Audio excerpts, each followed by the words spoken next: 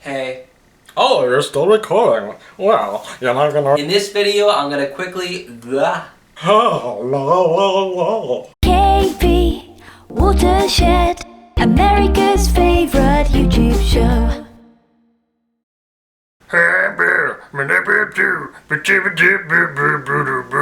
Ni hao, YouTube, and welcome to the very first video of the KPW Top 10,000 Songs series.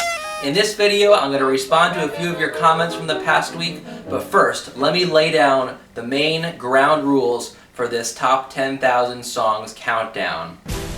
Really, three main rules here. Rule number one, a song must be longer than 1 minute to qualify for the list. So that rules out short jingles, most theme songs.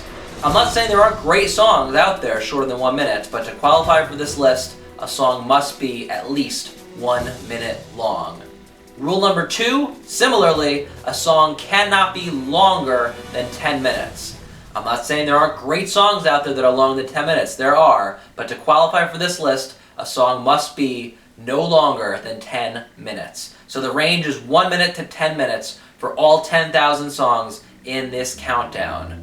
Rule number three, and this one should really go without saying, but any song, any music that I'm personally involved with cannot be included on this list or in this countdown in any way. And that includes songs that I've helped to write, or record, or produce, whatever. I'm not saying that anything I've worked on would qualify anyway, but just to clear any doubt, anything that I've personally had a hand in will not qualify for this list.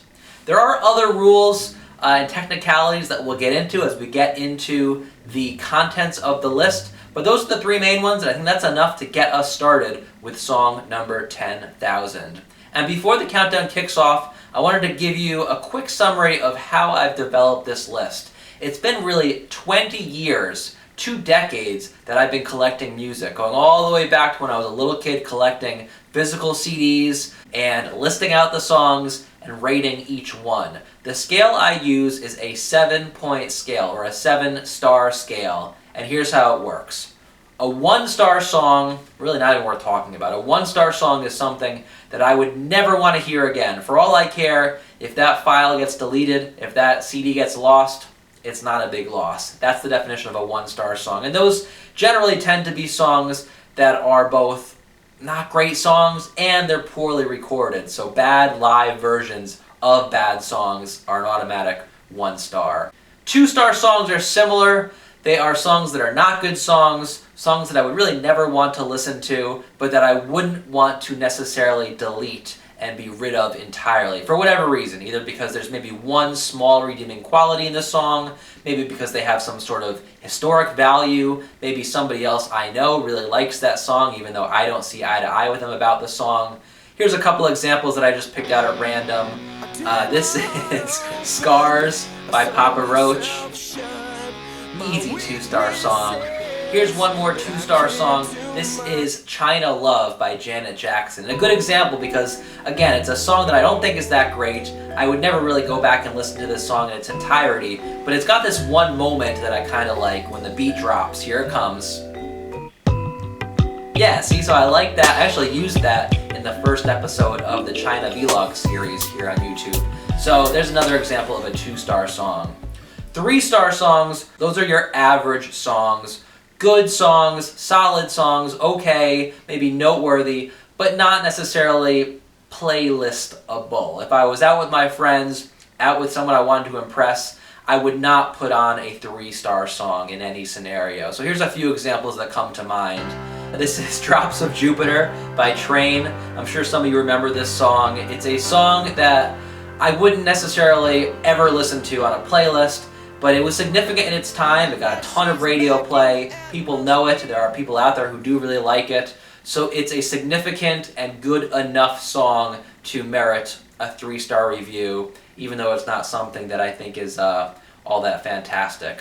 Another example of a 3-star song, more recent, is Anaconda by Nicki Minaj. Here that is. You know, not too creative. Again, not something that I would go out of my way to ever listen to, but it is a song that is relevant, it charted, people know it, So that level of significance, and it's, well enough recorded to merit a 3-star review. One more example, Moves Like Jagger, a song that I really personally cannot stand. But again, you can't deny that song is a relevant song that will be remembered, and it's got a Wikipedia page. So Moves Like Jagger is another typical 3-star song. That brings us now to 4 stars.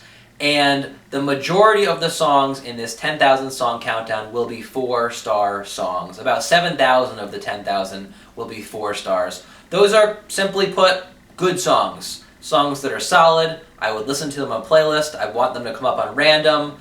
They're maybe not perfect, but they're songs that I like, songs that are well written, well recorded, and songs that I am not embarrassed to share as part of the top 10,000. That then brings us to the 5-star songs, and there are about 2,300 of those. Those are great songs. Songs that are a level above the 4-star songs, songs that I could really listen to almost any time, in any mood. There's nothing I would change about them, and they're the top 2,300-ish of the 10,000 song countdown. The level above that is the 6-star level, and these are amazing, perfect, or very near perfect songs, and there are only about 500 of those in the countdown.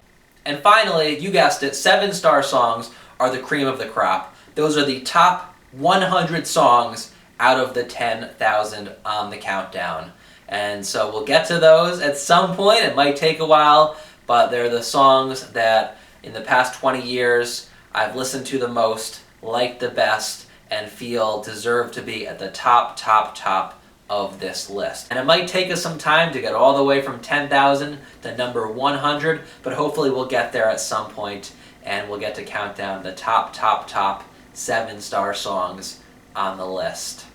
Now, I don't want to spoil what the 7-star songs are yet.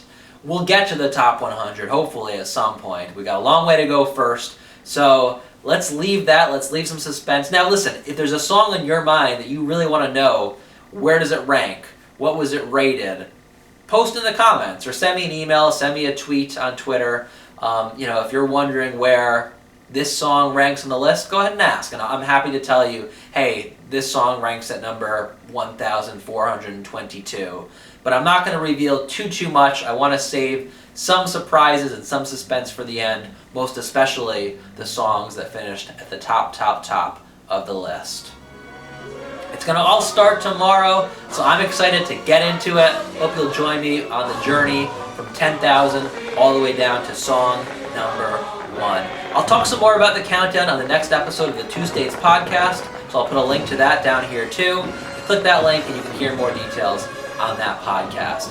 And one more thing I want to reiterate here. There are millions of songs out there, right? Millions. Just in the iTunes Music Store alone, there are 26 million unique songs right now. So I acknowledge there will be plenty of very good songs left off this list. 10,000 is a small percentage of all the millions of songs that have ever been written and recorded. And, there's subjectivity to this. Obviously, this is my list. It's not necessarily going to be exactly the same as your list.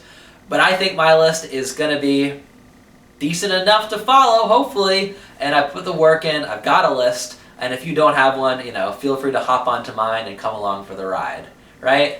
All right, so before I close out this video, a few comments from the past week. First one is from Yan Chuan. Thank you so much for identifying that song. Jay Chou's song, Blue and White Porcelain. Is it Jay Chou or Jay Chu?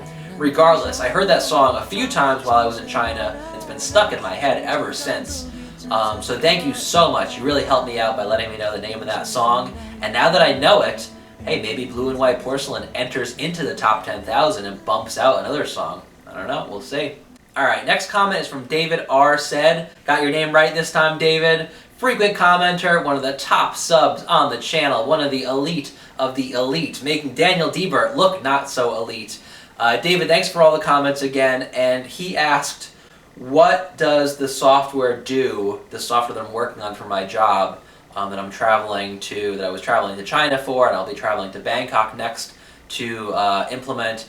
I'm sorry, I really can't share any more details about what the software is or what it does. I'm just not allowed to say. I would love to be able to talk about it. I think it's interesting stuff, maybe someday, but unfortunately right now I'm just not allowed to really share any more details about that. But thanks for the question. David also commented on the recent taste test video, Taste Test on the Train, and he wrote, what about MSG and preservative, sorbate, benzoate, not to mention saccharin and unapproved food dyes? Don't think I'd be eating random packaged snacks anywhere in Asia. David, you're right. Food safety and quality standards in Asia and in China in particular are different from the US and the UK and other parts of the Western world. You know, these were free snacks on a train, so it's not like I went out of my way to go and purchase them. And 4 of them did taste really good. My personal opinion on this, a little bit of MSG, while it's not good for you, it's not going to kill you either. And in some cases, what doesn't kill you does make you stronger. And again, it was free food on a train. I couldn't resist the opportunity to do that taste test, and I'm glad that I did. Minnie Rodriguez also had a comment on the taste test on the train video. She asked, what did that last item taste like? I don't even know how to describe it. It was so bad. I guess I would say that's how I would guess gasoline tastes. It just, no food should taste like that thing tasted. It was so bad. It was one of the worst things that I've ever tried in my entire life. And it wasn't even just the taste. The texture was just miserable too. It was gross just even holding that thing. It got slimy orange gook everywhere. The sheets were hard and plasticky, but they were covered in this slippery Vaseline-y slime. I think that was food, but maybe it wasn't. I don't know. It was really bad. And yeah, if I had to describe the taste, gasoline-y, bad. That's how I would describe it. Bad and not something I ever hope to try ever again. Alright, running out of time here, so one more comment. This one is from Yahai Kill You. Yahai Kill You, I hope I'm pronouncing that correctly. Had some nice things to say about the channel. Thanks, Kill You. He also suggested doing more videos with Serpent Saw, and just says, you know, in YouTube in general, the best way to grow your subscriber base is to do collabs with more people so that more people see the channel. You're absolutely right. I am looking to do more collaborations. I'm hoping to do more collaborations. And this is actually a good segue. Serpent Saw, I've got a video I'm working on. It's about internet restrictions in China. It's one of the very last videos I recorded during my China trip. It's about which Western websites are blocked in China. And I went to a few universities in Shanghai and talked to university students about which Western sites they'd heard of, which ones they hadn't heard of, and got some of their thoughts on why so much of the internet is blocked in China, whether it's going to change, whether it already is changing, and there were some interesting conversations. I think it's a really fascinating topic how the Chinese government and also internet service providers in China are so diligently trying to limit what information can be accessed by people within the borders of China. In some cases it seems to be working, in other cases maybe it's not working so well. So there's a video I'm working on that talks about all that.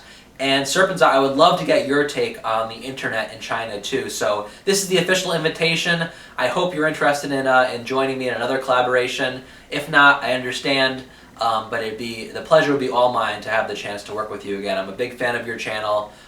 The bump you gave me for covering the thing about Ling's story is the best thing really that's happened to this channel so far. So hope you're interested, and if not, Kill You, there are other collaborations in the works as well.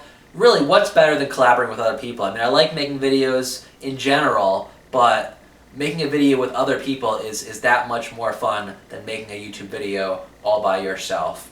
Alright, that's going to do it for this video. Again, thanks for all your comments. Please keep them coming. I read every one, and they mean a lot to me. I'm so grateful that you guys are watching this channel and liking the videos. We got a few more China vlog videos still to come, a couple of weeks before Bangkok, and then the Bangkok vlog series. And coming up next, starting tomorrow, is the KPW Top 10,000 Songs Countdown. So be ready for that. If you haven't already, please click the subscribe button, hit the like button. It really helps me out a lot. And the last thing I'm going to say here is, scratch your name into the fabric of this world. Before you go, the skin will tear under the pressure, make it deep. Sorry always. guys, got some buttons. Next previous subscribe buttons are here. Click one of them, please. Please. The subscribe one, preferably. Click the subscribe button. Click. Got some buttons to show you. Button number 1 is the next video. Button number 2, previous video. Subscribe. It's KP Watershed.